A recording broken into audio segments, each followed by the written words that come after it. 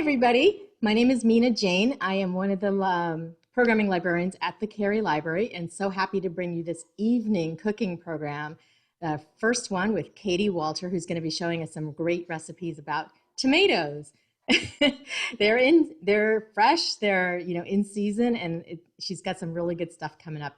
I just wanted to do a quick thank you to our foundation. The Cary Library Foundation supports all of our adult programming, so we would not be able to do this without them. So without further ado, I'm going to introduce Katie Walter, who is the owner and chef at Two Aprons. Is that right, Katie? Yep. Okay. And she's going to, like I said, talk to you about cooking with tomatoes. So I'm just going to have her get started right off. Hi, welcome everyone. Hope you're having a good evening. I know it's different. I've been doing the daytime, so I got to kind of switch gears and had a little coffee, and now I'm energized to cook, make some tomato recipes for you guys. So first off, my name's Katie Walter. I teach cooking classes mainly out of my home here in Lexington, although with coronavirus, I've stopped that. So I'm doing these library classes, and then I also am teaching some other virtual, more cook-along classes out of my home. I'm doing Middle Eastern this month, but yeah, you can sign up and cook along with me for this. And this is more of a demo format, but the other one is cook along. And then actually next week, I'm also doing a sustainable cooking class at the library as well. So that's what I'm up to. But yeah, I love tomatoes, and I've been wanting to do a tomato class for a really long time. So I'm glad this worked out with the library. Being in Lexington, I don't know how many of you go to Wilson Farm, but they always have their Tomato Fest in August, and I always buy my big box of them. So I always am looking for many things to make. So I'm going to go over some of my favorite tomato recipes with you guys tonight, and also talk tomatoes and answer any of your questions about them. So without further ado, I guess now that we've talked about Wilson Farm, I'm going to start with a recipe from Wilson Farm. It is their tomato casserole, which sounds kind of odd, but it is delicious. I think I first had it as a sample there. It's one of their, they make it as a prepared dish oftentimes. And it's really good. So we are going to start, it has tomatoes and cheese.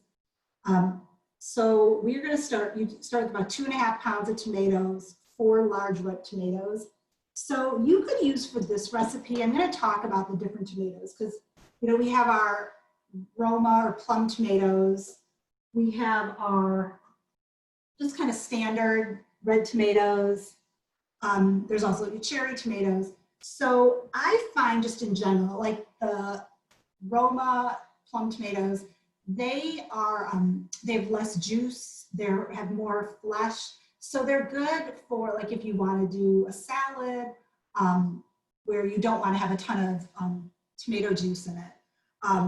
That's what they're good for. We're going to use them. I'm going to use them in the casserole tonight because again, it's something you don't want too mushy.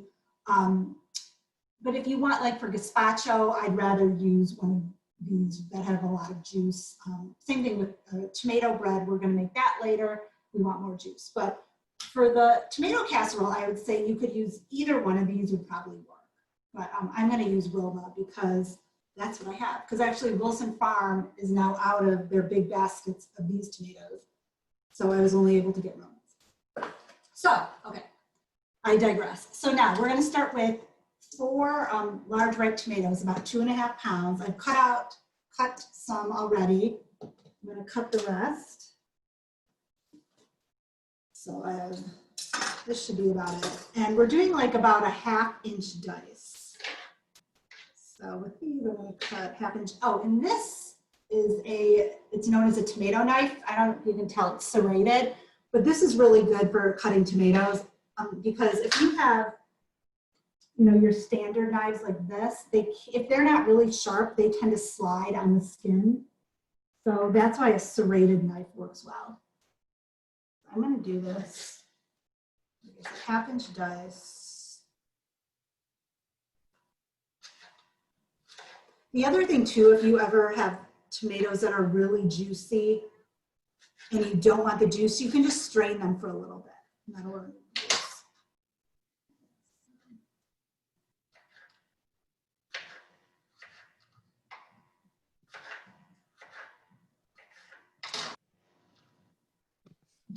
So this should be, got my tomatoes. Now we're going to add some fresh mozzarella. So 8 ounces, which is half of one of these. So I'm just going to cut that in half. And usually a fresh mozzarella is good.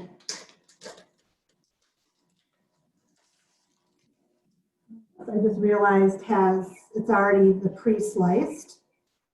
You don't have to use pre-sliced. But again, you're cutting it into like 1/2-inch pieces, kind of about the same size as your tomatoes.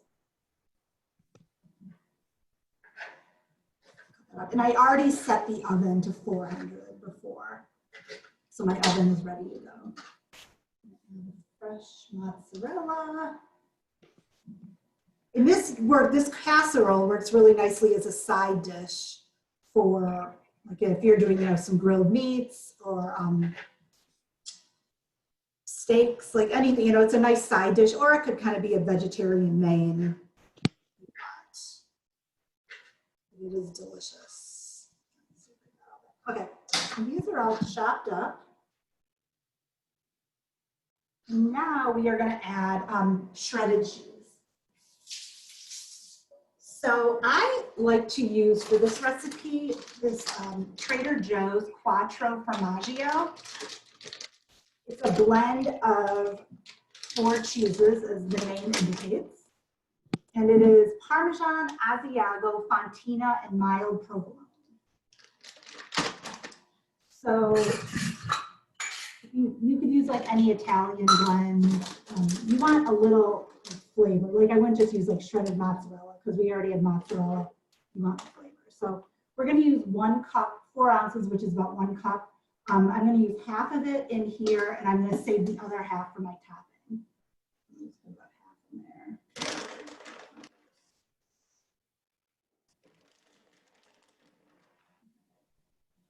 I got that in there, and now I'm going to use seasoning mix.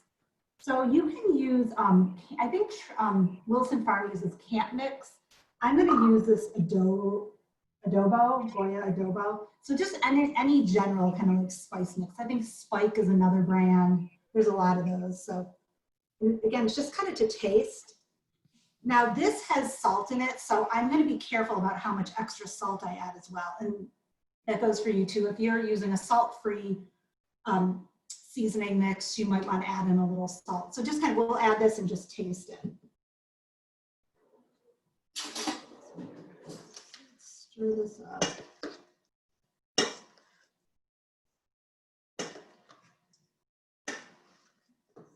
Just do a little taste.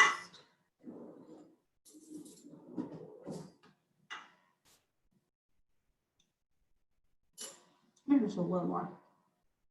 No. So this is ready to go. And I'm going to put it in a 9 by 13 pan. Spray it first. So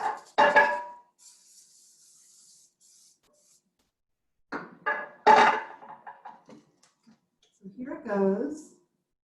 All the tomatoes and cheese in there.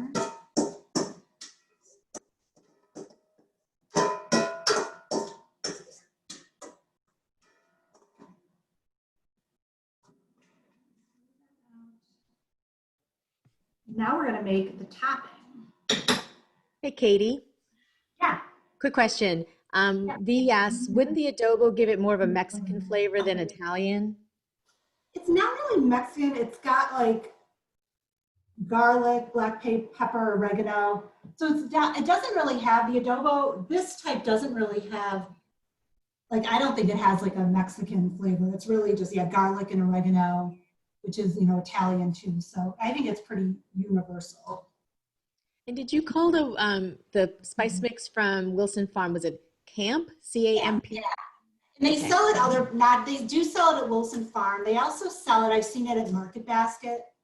But I wouldn't use, you can buy like Italian seasoning blend, which is more just herbs, like dried herbs together. I wouldn't use that. It's more like the seasoning spice. I think Spike is another brand. I don't know if accent would be the same, but just something to kind of give it a little flavor. If you don't have that, you could probably just do your own kind of thing, maybe a little garlic powder. That would probably work.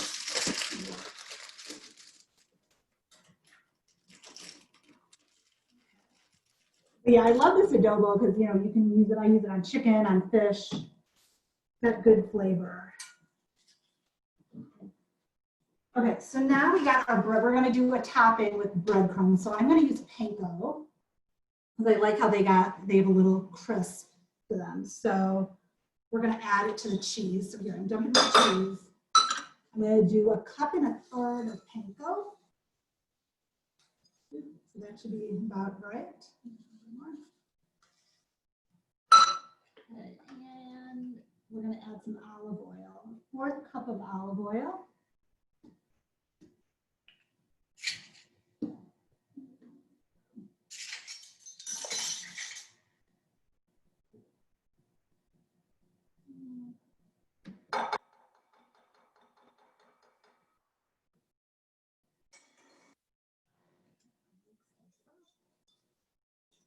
Mix up the olive oil, cheese, breadcrumbs all together. And we're going to top, sprinkle it on top. Again, like Nina said, the recipes, if you haven't received them already, you will be getting them after the class.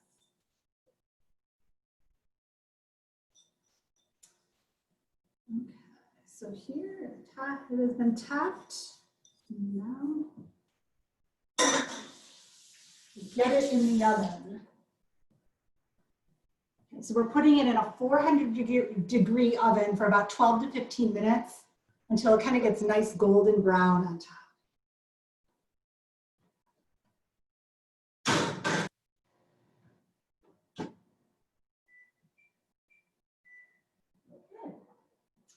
So that is going, and now we are going to get started on our next recipe. So yeah, we have 4 recipes tonight, so we have a pretty aggressive list, but we will get through them all. It's a tomato bonanza. A tomato bonanza, that's a good one. So now, and I'm going to show you how easy, like I did a little bit of prep before, really just chopping tomatoes because again, all the recipes have tomatoes, and if I chopped them all in front of you, you'd be sick of it by the end. But other than that, I really didn't do any pre-work. So these are all pretty quick, easy recipes. So we are going to move on to gazpacho, which is one of my favorites. It's a cold tomato soup. And I really like this recipe because it doesn't involve any chopping. Well, it involves just like rough chopping, not like fine chopping, which some gazpachos are more kind of like salsa. But I really like this one because it's all blended and it just has a really like almost creamy flavor. So I really like this recipe. It's from the New York Times. And it's just a lot easier to do rough chops of all the vegetables. Katie, I have a question about the casserole before you move on. Could you add like zucchini and onion to the casserole, or would that affect the cooking time? It might, you know, you don't cook it for, if you add onion, it doesn't cook that long. So if I would think the onion might not get cooked, and you might have more of that kind of raw onion.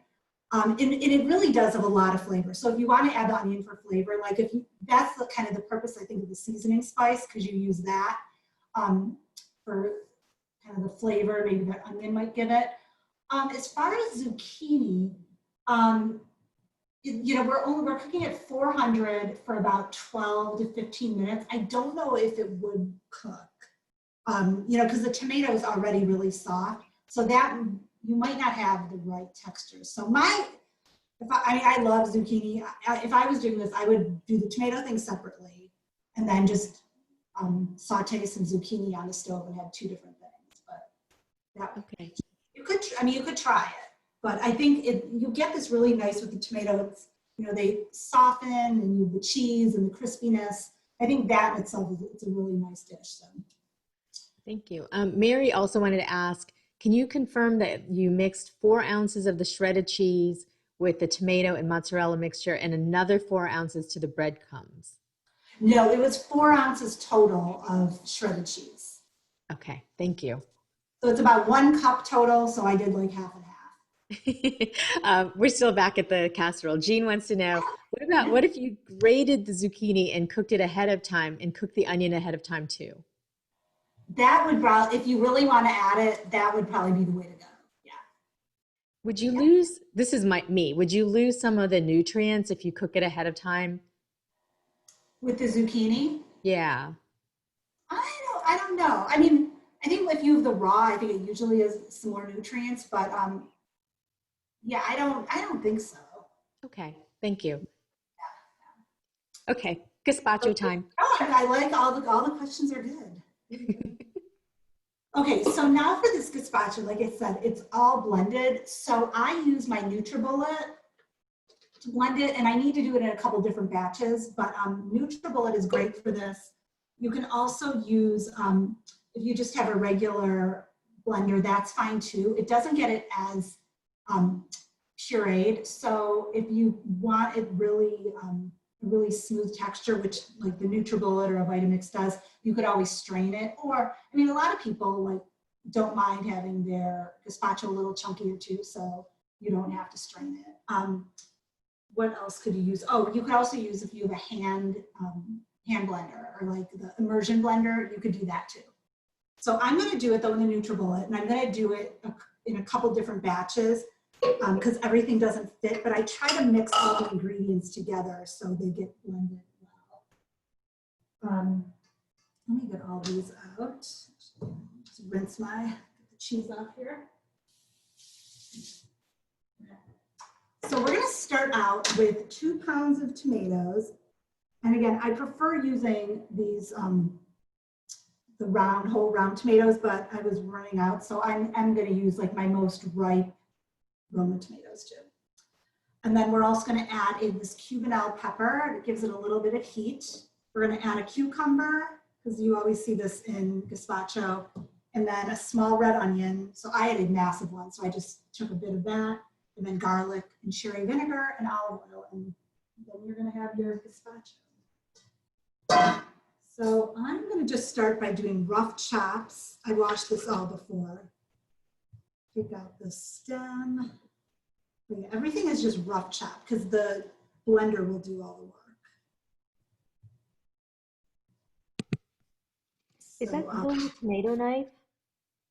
Pardon? Is that still your tomato knife? This is actually a big bread knife. It's serrated. So I just switched to this because I think my tomato knife is in this sink. So you can use a serrated bread knife too. So again, I'm doing really big chunks of the tomato. Chunked. Yeah, so this is a really good way to use like if you have overripe tomatoes that you wouldn't really want to put in a salad. This is a good way to use them. You don't have to peel them. If it's mushy, it'll be good because you're pureeing it anyway.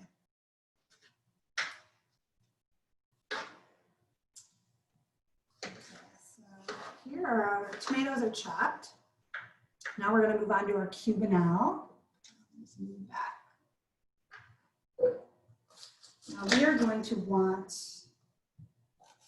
to take out the seeds and the core for this. So I'm going to just get the seeds out. Yeah. I'll just go to my food waste thing.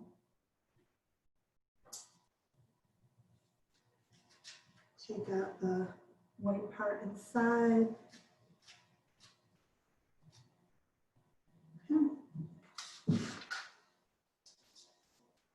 Okay, so now seeds are out, white part's out, and then again, just a rough chop.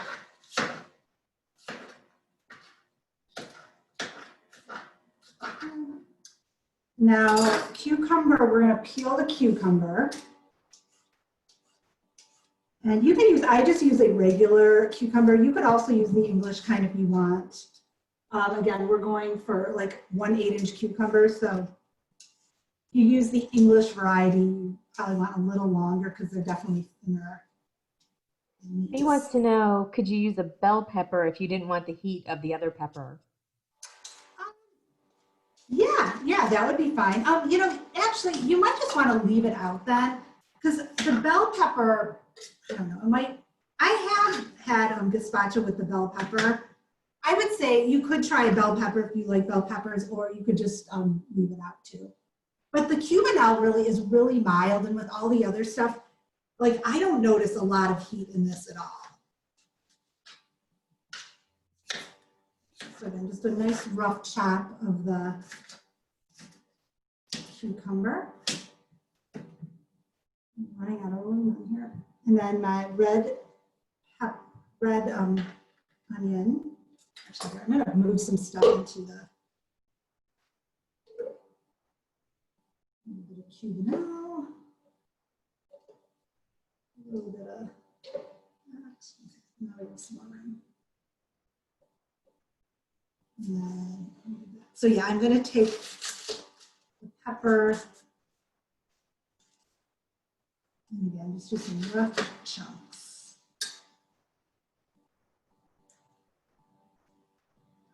This is, it won't make you cry because you're not doing fine chopping. So if anyone cries when they put onions, this is a good recipe for you. That's good. Put a little of that in there. And then our last thing to add will be or to chop rather, is our garlic. So that's 1 clove. That's a pretty big clove, but I enjoy my garlic, so I'm gonna go with that. And again, you could slice it or just rough chop it just so it's broken up, because a lot of blenders and stuff won't chop it up. So I'm just gonna do some slices.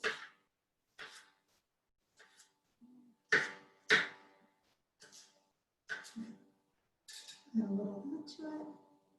And then in total, we are going to have a 1/2 cup of olive oil. So I'm gonna measure that out, and then I'll just gradually add it into the various batches. Now, one thing, if you were using a blender, which doesn't blend it as much as a NutriBullet, you know, you have that little top hand. I don't know, my blender's not here. You have a top where you can lift it off and drizzle the oil in. That's how I would do it if you had a regular blender. But for the NutriBullet, you don't have to, you can't drizzle, first of all. Second of all, it blends it enough where you can just add it in like this and it will blend enough. A little bit of that in. And then we're also doing sherry vinegar. And I definitely would recommend not substituting a different kind of vinegar because it really gives it its flavor. It's kind of, you know, gazpacho is from Spain, and you know, sherry and sherry vinegar have those Spanish flavors. So I would recommend using sherry vinegar. Now, if you don't, you could always substitute balsamic or something, but if you do have sherry vinegar, use it. And then we're going to add 2 teaspoons of salt. So again, I'll put it in there. And now we are ready to blend. So see what we're starting with. How much sherry vinegar did you put in? I'm doing 2 teaspoons total, but I'm kind of dividing it between the batches. Right. I did 1 teaspoon now, and I'll add another teaspoon to another batch. Okay, so I'm going to start now. So.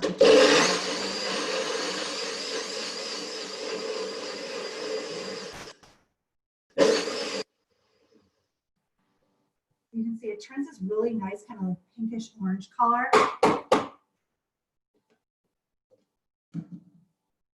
And it just smells so fresh. And the olive oil is really good. That's the olive oil gives it kind of the creaminess. So I'm going to put it in this. Oh, I love my NutriBullet. Someone, I think Nina just said she feels like she needs to get a NutriBullet.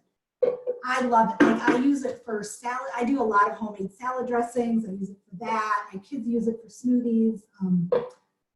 I use it for, just for gazpacho alone, it's worth it. So yeah, I love my NutriBullet. And they're not that expensive. Yeah, they're great. That's another batch. We'll add in our olive oil. A little more salt. Mm.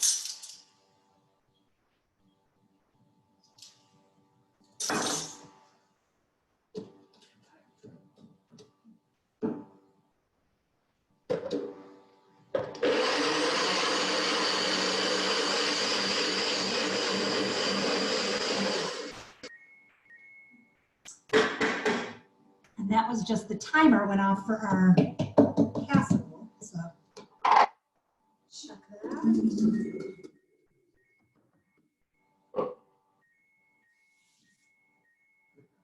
See how this is looking.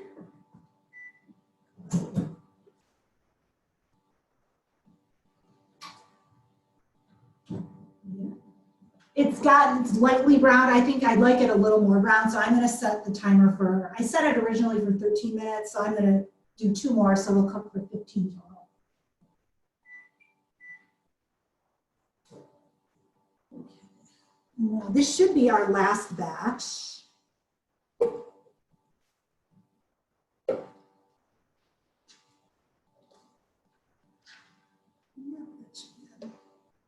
And then finish off the olive oil.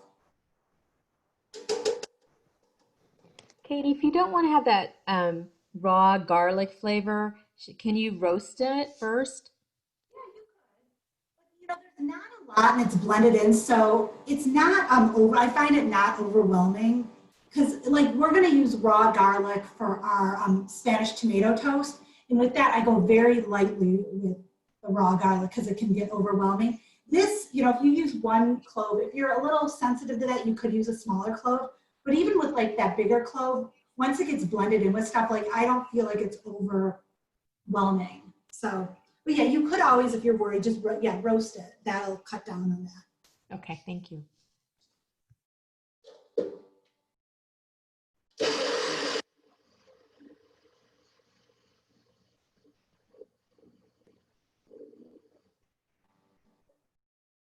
Now, we're going to add this in. So it's best if you make it ahead and chill it, just to let the flavors kind of, you know, blend together. And then when you're going to serve it though, and you can serve it, you can serve it chilled. I prefer it a little more room temperature, but either way, let it chill first, and then you serve it chilled or let it get to room temperature before. And then I like sprinkling it with a little bit of, or drizzling it with olive oil. And yeah, you have just a really nice, creamy, easy to make gazpacho. So that was gazpacho. What else would you garnish it with? Pardon? What would you garnish it with? So, like I said, I just like drizzling it with olive oil. You could chop up, hang on one second, my timer's on.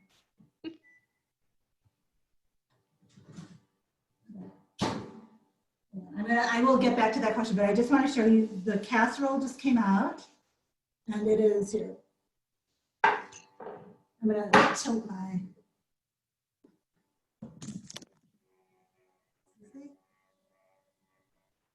Wow.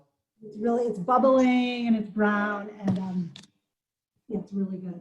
So you could always, again, this is a pretty easy recipe. You could definitely add in more tomato and more cheese, and you know, still do the you know, you'd still use probably the same amount of crumble on top, or more. You know, it's pretty forgiving recipe, so you can adapt it, but it tastes so good.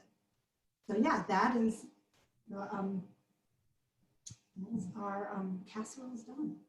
I know it's too bad you guys can't eat. Like, I feel bad having this food here now and no one can taste it, but good. And I'll taste it later, but it's really hot right now, so I'm just gonna let it cool. So, but back to the gazpacho, like what you can garnish it with.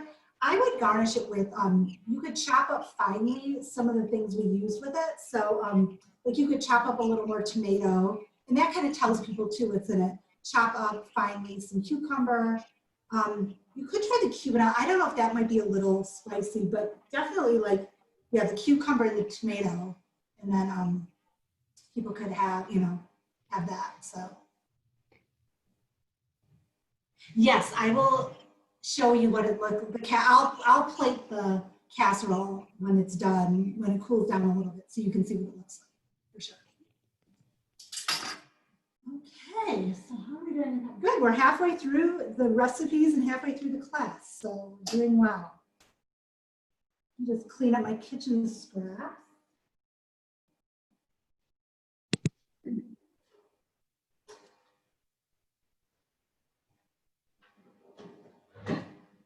can move on to our next recipe.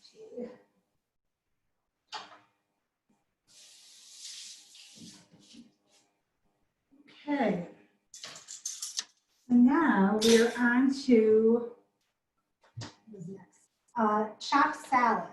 So this is kind of a Middle Eastern type salad. It's got tomato, cucumber, I do yellow pepper for some nice color, green onion, cilantro, lemon juice, olive oil, feta, tahini, and za'atar spice is kind of the secret or interesting ingredient to give it kind of that Middle Eastern touch. So za'atar, here, I'll show all this stuff. So this is my za'atar. I got it at a store in Watertown, one of the Middle Eastern stores there. But you can see it's got, it's usually a blend of like oregano, I can't remember, thyme, sumac is in there too. And then it's got like whole toasted sesame seeds. But I used it, if anyone's watched my pita making class, I sprinkled some of that on the pita at the end. Goes well with that, but yeah, it really gives the salad interesting flavor. So we're going to add that to the salad. So let's just go through all of our ingredients and get started. So here's our salad bowl. We got that ready. And we're going to start with about 4 cups of tomatoes. And I started, and again, this is one of those recipes that you're either going to want to use like Roma tomatoes, or if you use just the round, regular round tomatoes, you're going to want to have them drain. But just, I was doing this just to kind of see, these are Roma tomatoes, and you can see they've been draining for about a half hour, or maybe 20 minutes. It was half hour, it was before the class, and there's barely any liquid.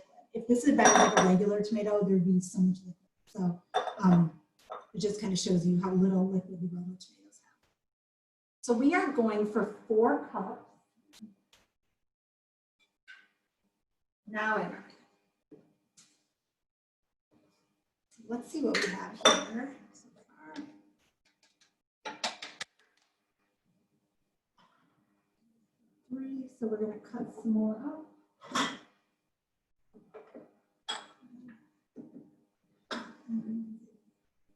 Okay, so again, I'm doing the same thing as, same chop basically as for the tomato casserole. It's like a 1/2 inch dice. And again, this is, you can substitute other stuff. I've made this a lot this summer, and I didn't always have like a yellow pepper, you know, I just kind of used what I had on hand. But I always do like the tahini dressing, and I always add the za'atar and the lemon and the feta. I always have had tomatoes, but yeah, I haven't always had everything else. But it's a really good, I made this a lot this summer just to have, in summer I like to do grilling with like one big side salad. So this was one of my favorites this summer. And yeah, speaking of, so I was making this in the summer because tomato season, this is kind of the tail end of tomato season now, but you know, they start being good like middle of July. Around here it runs like middle of July to September. So yeah, it's some real nice tomatoes in there throughout the summer. And I have some, I'm growing some that are still green, so I'm hoping they will be green. Well, if you have the green unripened tomatoes, you can do fried green tomatoes. Okay, so that's about good. So that's about 4 cups. I'm going to add it to my salad bowl. I don't need to drain it because, again, they're the Roma tomatoes and they're already pretty drained. What else? So here's a cucumber. Now you can peel it if you want. I'm not going to. I'm chopping it. I do peel it though for the gazpacho because you don't want in the gazpacho, you know, you can see it's a really nice, it's a creamy consistency. I wouldn't want the red flakes in that, but, or, sorry, green flakes, but in the salad it looks nice. And I don't mind the, so we're doing again, 1/2 inch dice.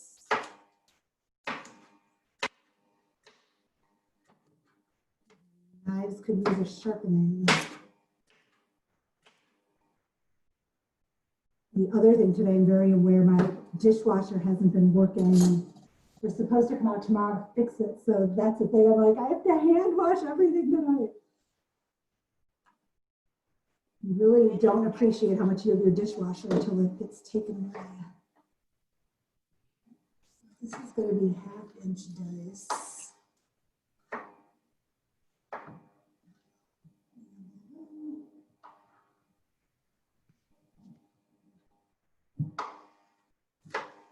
Yeah, and all these vegetables actually are from Wilson Farm. They have so much nice vegetables that are their own right now. So I really love shopping there this time of year.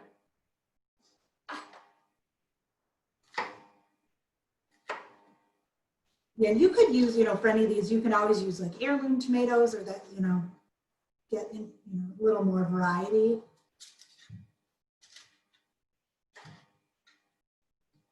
Oh, also storing tomatoes. I was going to talk about that. So,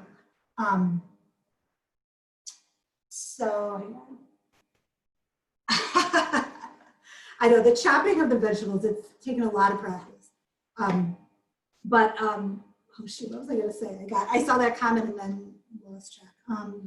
Oh, storing tomatoes. So I've always believed you're supposed to store them room temperature because if you put them in the fridge, you hear they kind of lose their flavor and their texture gets off. Just because, you know, you're not supposed to freeze. If you freeze tomatoes, they definitely lose their texture. But I was just reading an article in Cooks Illustrated, and they said they debunked that myth. They tried a bunch of tomatoes, stored them refrigerated and countertop, and there really was no discernible difference other than if you put them in the fridge, they last for a lot longer. So I still, like, if I buy tomatoes and I know I'm going to use them soon, I'll just keep them on the counter. But if, like, for example, that big box I got from Wilson Farm, I'm just going to put that in the fridge so they'll last longer. The one caveat I do want to say, if you're having them raw, they always taste better, I feel like, when they're at room temperature. So I would let them get to room temperature before you use them. But yeah, I thought that was interesting. Katie, you faded out a little bit there. If you're having a what, you would have them at room temperature? If you're having them raw. So, you know, if you're going to be having them in a salad, or especially like if you're going to do caprese salad, where the tomato is really one of the few ingredients in its showcase, I would definitely let it get to room temperature because you're going to get a lot more flavor at room temperature. So I'm just cutting these. I should probably be talking about what I'm cutting right now. Just the pepper, yellow pepper, getting the seeds out and the white part. And again, you could use like orange pepper. You could use red. The reason you wouldn't use red pepper is you already have the red tomatoes. So it's nice. It's really just to give it a variety of color.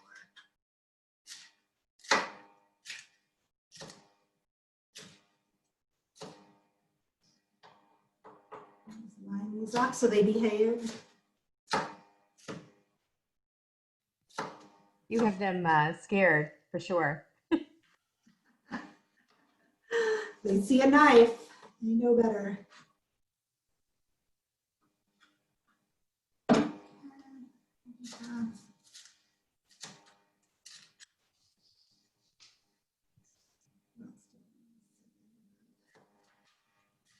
Yeah, and this is a recipe too, like when you're doing the chopped salad, the tomatoes, it's better too to have them be firm. You don't want them like mealy. So that's why I like, you know, I wanted to do a variety of recipes in this class. So with different tomato, you know, you have different options. Like if you have really nice white tomatoes, you know, this is a great recipe to use for that. If they're getting a little soft, you can do gazpacho, or our last recipe, tomato toast, is good for that too.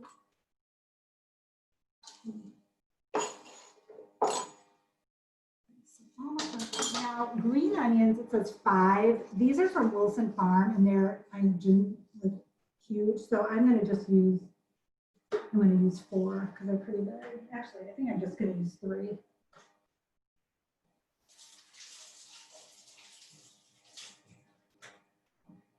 I did not wash them before.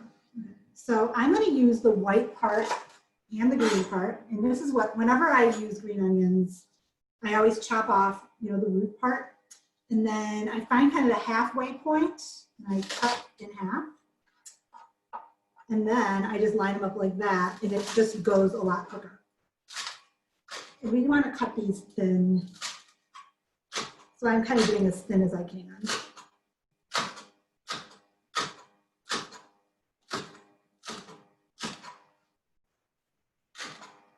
Yeah, I don't know if anyone else has been to Wilson Farm and bought their green onions, but I even chopped off some of the ends because it was so, like, I couldn't even fit it in my fridge. Does Wilson Farm do they have other herbs as well? Is what? Does Wilson Farm have other herbs as well? I've never been there. Like fresh herbs? Yeah. Oh, you've never been to Wilson Farm? Not yet. Yeah. Stop by. Yeah, they have like they have all fresh herbs, yeah. And they have a lot of, their own produce, they have meats, a lot of prepared food. It's really nice. And especially this time of year, it's great because not all the time it's, stuff they grow themselves. Now it's a lot of their own stuff. So it's a great place to check it out. Okay, so we got all that stuff in there. Cilantro. So I washed this before. In the camera. So I always wash my like cilantro or parsley really well when I get it home. Then I wrap it in a clean towel and store it in a bag in the fridge. I find that lasts the longest possible. So yeah, for anyone who's taken a class from me before, you probably heard that like a million times. So, but I have to repeat it. So I'm cutting off the stems. Now I just have the leaves, and then I have some stems. So I feel like the stem does have some flavor, so I'm going to keep some of the narrower stems, but some of the bigger stems I will take out. That looks pretty good. And we're looking for about a 3/4 of a cup, roughly chopped. So I'm going to kind of just make a little ball of it, and then just kind of. And I find too with chopping cilantro, if I can wash it and dry it ahead of time, it chops better. If you chop it right after you wash it, it can tend to get kind of mushy. So I do recommend washing it ahead of time, drying it, and then chopping it. So when you get home from the store, do that. And then, if you use it later in the day, a couple days later, it'll be nice and dry and ready to go. So 3/4 cup. So that's 1 cup right here. So I'm going to fill it about 3/4 full. That looks about right. Again, it's kind of, it's a salad, it's estimates. If you really like cilantro, add a little more. It's best, I feel, to kind of follow the recipe in general. And then once you make it, you can add more cilantro if you want, or whatever else you want more of. So now that's all in there. We're going to add our fresh lemon juice. So I have a lemon. I'm going to give it a good, I keep these at room temperature. Give it a little roll. Now we are going for, again, 2 tablespoons.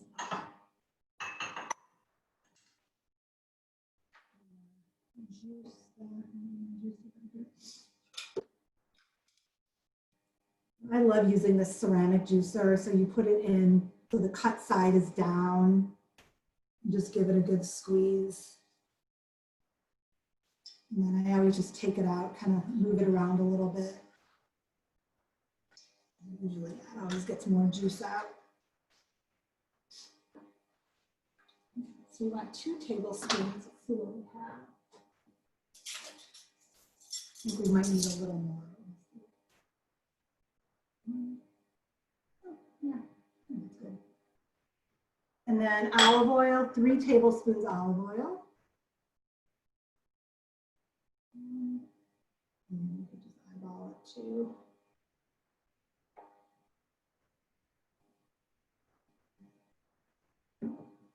And then we're going to do like half teaspoon of salt, which I'm just going to kind of eyeball. Now we're going to add feta. So I'm going to cut it into chunks. And it's about 7 ounces of feta. So yeah, this is about, was like 9 ounces. I've used a little bit. This is about 7. So again, you can kind of just estimate it. And this just, so this is from Trader Joe's. It's their Israeli feta. I love it. I cook with it a lot. I also just, any kind of feta would be fine too, but this is what I've been buying lately. Again, we want, and with a chop, like any chopped salad you make, you always want to have everything kind of uniform. So again, we're going for the 1/2 inch chop.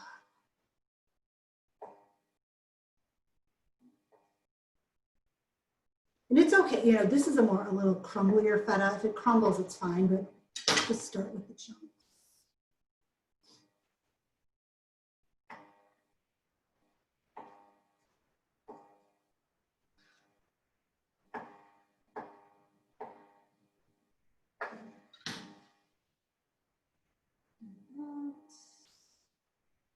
Now, we are going to mix this up. Now, if you were making this for like a party or for dinner, you could do this a bit ahead of time. And then just like any salad, you dress it right before you're going to serve it. And you dress this with like the tahini and the za'atar. So you could just add that later. I'm just going to do it all right now. So give that a stir. Now we're going to add a 1/4 cup of tahini. So if you haven't used tahini before, it's sesame, like a sesame paste. And you use it a lot. You use it in hummus. I love using it for dressings to put on roasted vegetables or like this chopped salad where I just add it to like a little bit of water and lemon juice, which is essentially, you know, what we're doing with this. And then stir it in. You can use it to make sweets like cookies that, you know, have that sesame taste. So it's kind of like peanut butter consistency, but it's made with sesame, so it has a different taste.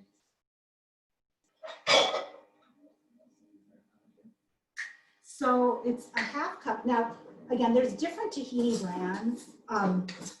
This kind, actually, I was in Israel and got it earlier this year, but I often use the Trader Joe's one too.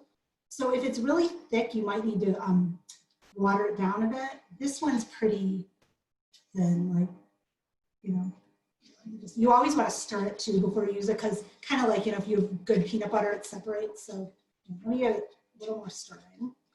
And then you can kind of see, okay, it's still clumpy. I keep wanting to show you the consistency, and every time I do it, I pick up a clump. See, like it's got a good consistency. I'm gonna pour that in there, get a 1/4 cup. B has a question that I had also is, why did you mix the olive oil, lemon, tahini, and za'atar together like a dressing?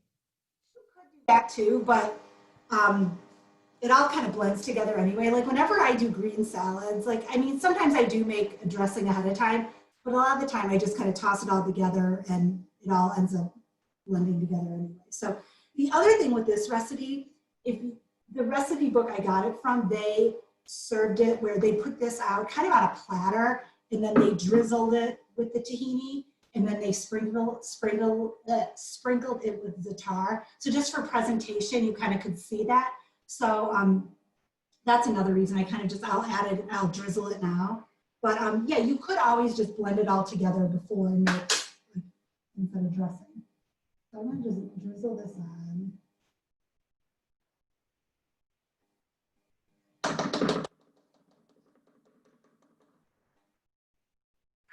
And then my za'atar, like 2 teaspoons of za'atar.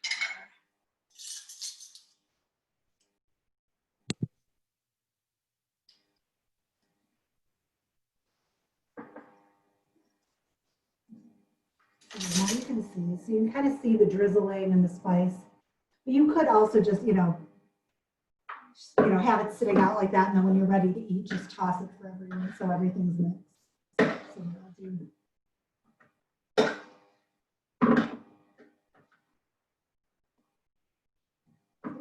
So it doesn't look, you know, once you kind of mix it, it doesn't look as pretty, but it tastes. I think it's still very pretty.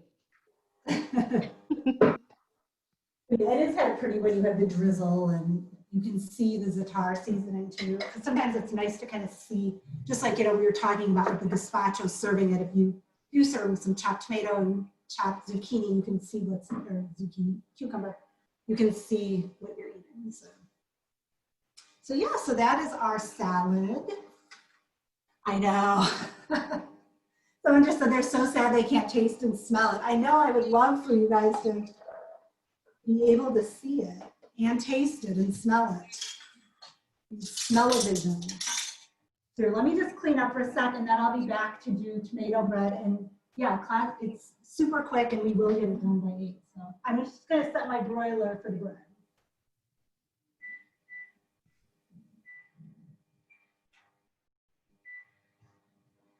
Okay.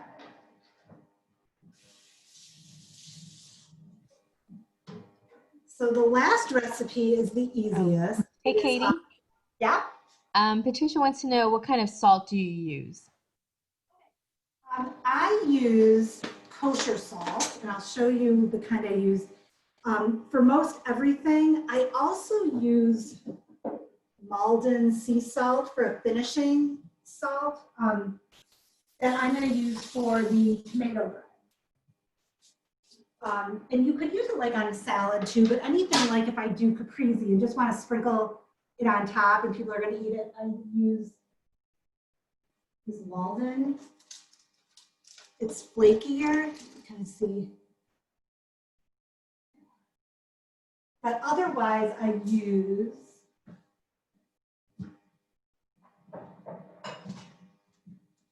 the kosher, and I just use, yeah, I just buy this Morton's kosher, and I just pour it in a little thing and just always have it on the counter. So that is my salt. Okay, and we will be using this Morton's in the tomato toast. So this is a Spanish recipe. If you've been to a tapas restaurant, you probably have this to start. It's toasted bread, and you rub fresh garlic on it and then put tomato on it. So this is a great recipe for, where do you find Malden? It can be a bit hard to find. Wegmans generally has it in their British aisle. Also, like a lot of specialty food stores will carry it too, but I think in this area, Wegmans might be your best bet.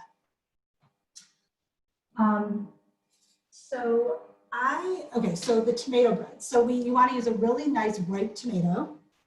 And this technique I found was really brilliant for the tomato. If you're in Spain, you'll see people just take the half a tomato and they'll kind of use their hands and get it on the bread. I've tried it at home and I feel like all I get is liquid, but this technique allows you to get the pulp and the liquid. So you take a grater, take the half a tomato kind of in your palm and just rub it against here. And you're just doing it so everything is extracted except for the skin. So just kind of keep pressing down until everything else gets out.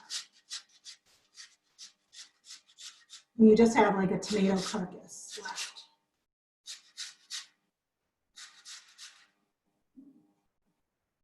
Do the other side just so you can see. So again, palm, it's the medium side of the grater.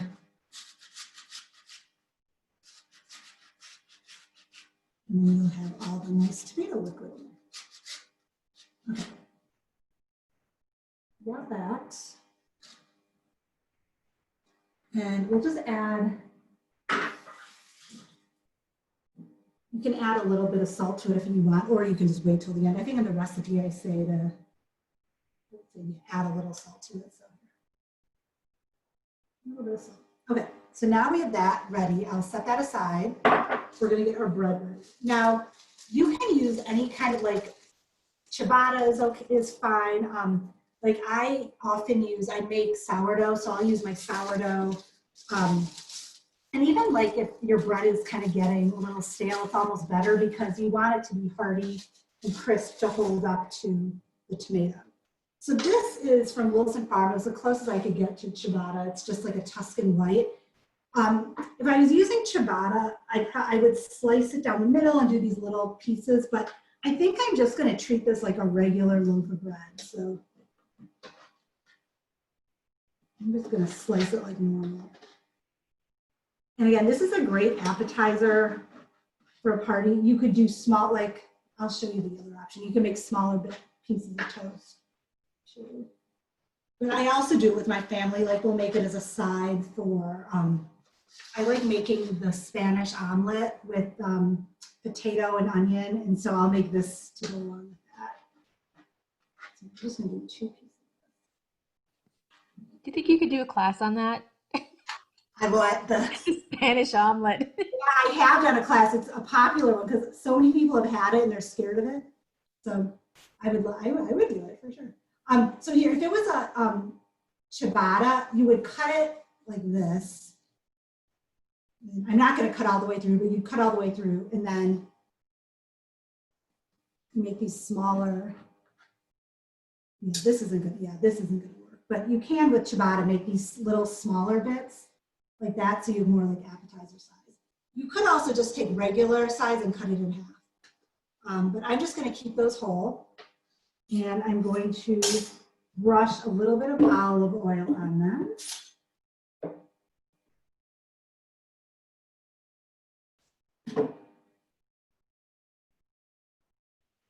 Just a little bit.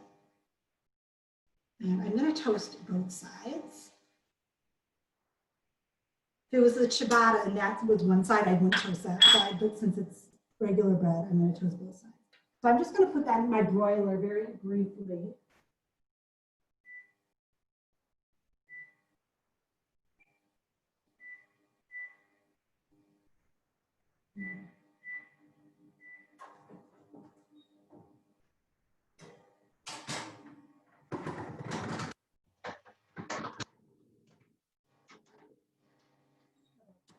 Sorry, I disappeared from it. So I was sticking that in my broiler. So it's right under the hot red broil element.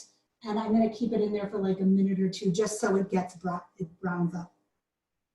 So while we're waiting for that, and if you're making this for a party, you could definitely broil your bread ahead of time and then just put the tomato on it right before you're ready to serve it. Because if you have the tomato sitting on it too long, it's going to get soggy. But I'm going to get the garlic ready because garlic is another important element of this recipe. Like there's not a lot of ingredients, but you want your garlic. And this is, we were talking about the raw garlic earlier. This is what I was speaking about. So I have a clove of garlic, and I'm just going to cut it like, hard to show, lengthwise kind of. So I have like the most surface area available. So you can see that. That's raw garlic, and I'm going to rub that on the bread when it comes out. The other thing I'm going to do, I'll use a fork so it doesn't have as much liquid. That kind of helps keep some of the liquid out. Do you turn bread under, I think? Yeah, I'm going to turn the bread under. Once it toasts on one side, I'll flip it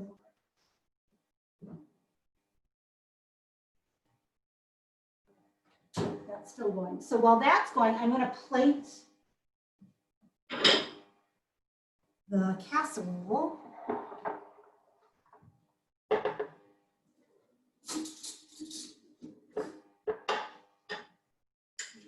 You can see that's what it looks like. And let's see. I'll taste it for you and tell you. Yeah, it's really good. I mean, it's like cheesy. It's got the crispy. That flavor is delicious. Yeah. Tomato casserole. What else? Oh. Let me check this. I can show you too how the gazpacho looks. So good.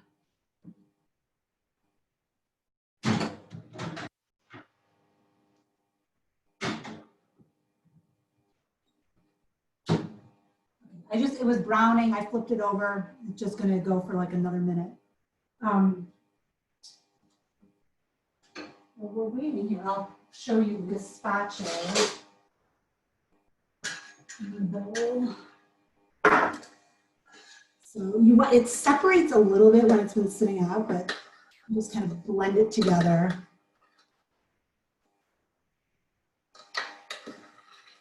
I find this is nice like as a starter for a meal. So if you have, I don't have any really shallow bowls, but if you have like nice shallow bowls, you could just put a little in it.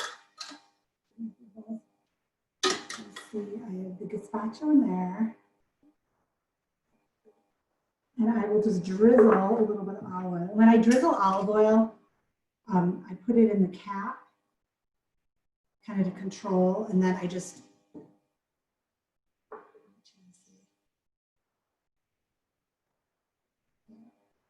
I can move my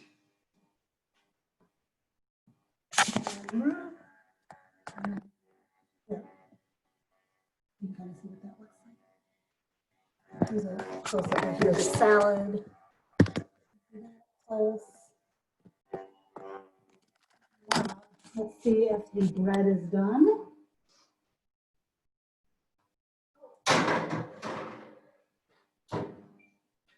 The magic of the broiler, it goes from like not toasted to toasted very quickly. So that's fine. It just got a little bit of brown. The other side I did before. Plate. Okay, so put each piece down.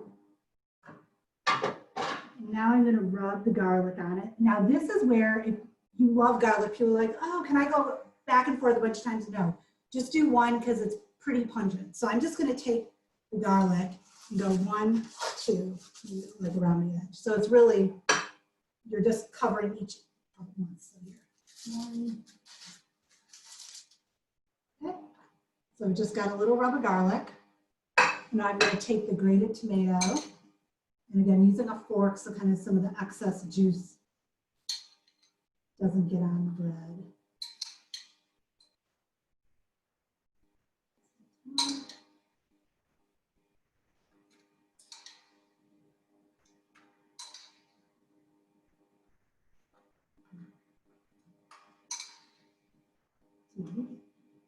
And that's probably a good amount. You could probably put a little bit more if you wanted to, but that's a good amount. And then, like I said, I love to finish it off with the salt and another drizzle of olive oil. And this is just, oh my God, so good. Now, something so simple can taste so good. And that is tomato bread. So yeah, you could like cut it in half to serve like as an appetizer, but yeah, and they have in Spain, they serve it like for breakfast. So yeah, anytime I have like extra tomatoes I don't know what to do with, I just like cut them and make tomato bread. So you could also, just to make it easier, you could toast it. Also just put bread in your toaster if you're just having it for a snack. That saves having to use the broiler. So yeah, that is it. 8:05. I think we're went a little over, but not too bad. So yeah, I hope you enjoyed all the recipes. If you have any questions, I think Mina's going to send my email, but I'm at Two Aprons Cookery at gmail.com. I have a website as well that shows any upcoming classes I have. And oh, I have next week's sustainable cooking class at the library. And then I have Middle Eastern later. But, yeah, feel free to contact me if you have any questions. And yeah, I hope you enjoyed the recipes and go out and find some tomatoes of your own and cook away. Thank you, Katie, so much. Thank you, everybody, for being here. I will send out a recap with, again, with all the recipes and all of that, all the links that Katie just mentioned, including her class at the library next week and their Middle Eastern cooking class that she's doing for Two Aprons at the end of the month. So thank you so much for everybody. Have a wonderful night.